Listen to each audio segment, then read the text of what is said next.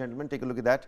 Preventive arrest not for tackling law and order this is what the Supreme Court says. I'm going to quickly read out what the SC bench actually says. It quotes, it has quoted them right here on the Times of India front page. It says, merely because the detainee was charged for multiple offences, it could not be said that he was in the habit of committing such offences. Further, habitually of committing offences cannot in isolation be taken as a basis of any detention order. Rather, it has to be tested on the metrics of public order. This is what the Supreme Court says.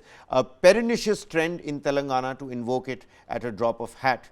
Holding that governments cannot resort to preventive detention as a tool for enforcement of law and order, the Supreme Court has ruled that a habitual offender cannot be put under detention because of his habituality of committing offences, but only when he is seen as having the potential to cause public disorder. Now, of course, a welcomed observation by the Supreme Court bench, but how far will this go? See, this is in the context of Telangana. In Telangana, we have seen BJP leaders and Congress leaders trying to take out yatras, and they've been put under preventive custody.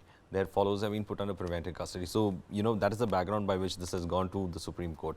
But the Supreme Court saying that, preventive custody is something that the police often use to ensure that, the elements that they think are the ones who could potentially cause a problem are the ones they in fact take into preventive custody, and technically they are detained, in other words, and then let off after that particular period. But where the Supreme Court is right to go ahead and observe the fact that habitual offenders, because of his habit, you cannot just go and put him into preventive custody.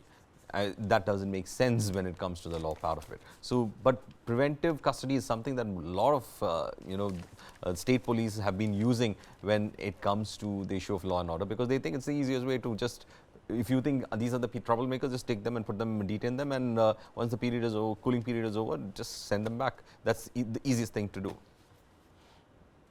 Well, that, now that you said it, I'm going to look at yatras that have been carried out in Telangana in a different perspective, with a different, light.